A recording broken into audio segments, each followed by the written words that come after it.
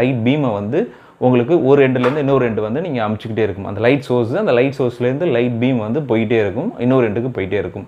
So அப்படி போயிட்டே இருக்கும்போது அதுக்கு ஹரிசாண்டல் லைனில் ஒரு சென்சார், ஒரு ஃபோட்டோ சென்சார், ஒரு லைட் சென்சார் வந்து இருக்கும். ஸோ இப்போ என்ன ஆகும் அப்படின்னா, உங்களுக்கு ஒரு ஃபயர் ஆகிறதுக்கு முன்னாடி அந்த ஸ்மோக் ஜென்ரேட் ஆகுது. அந்த ஸ்மோக்குடைய பார்ட்டிகல்ஸ் வந்து அந்த டிடெக்டர் உள்ளே வருதுன்னு வச்சுக்கோங்களேன். இப்போ ஆல்ரெடி வந்து ஒரு லைட் சோர்ஸ்லேருந்து ஒரு லைட் பீம்ஸ் போயிட்டுருக்கு. ஸோ அதில் இந்த பார்ட்டிக்கல் போகும்போது என்ன ஆகும் அப்படின்னா, ஸ்கேட்டர் ஆக ஆரம்பிக்கும். கரெக்டாக அந்த லைட் பீம் வந்து ஸ்கேட்டர் ஆகும். ஸோ ஸ்கேட்டர் ஆகி அது வந்து உங்களுடைய ஃபோட்டோ சென்சார், உங்களோட லைட் சென்சாருக்கு வரும்போது என்ன ஆகும் அப்படின்னா, உங்களுக்கு இன்டிமேஷன் வரும். ஓகே, ஸ்மோக் வந்து ஜென்ரேட் ஆகிருக்கு. ஸோ வந்து இதை வந்து நம்ம வந்து ஃபயர் அலாரம் சிஸ்டத்துக்கு வந்து நம்ம வந்து எடுத்துகிட்டு போய் அந்த கம்யூனிகேஷன் வந்து கொடுக்கணும்னு சொல்லிட்டு உங்கள் ஸ்மோக் டிடெக்டர் இமிடியேட்டாக சிக்னலை உங்கள் ஃபயர் அலாரம் பேனலுக்கு வந்து உங்களுக்கு கம்யூனிகேட் பண்ணும். ஸோ அதுக்கப்புறம் வந்து ஆஸ் யூஷுவல் உங்களுக்கு தெரியும்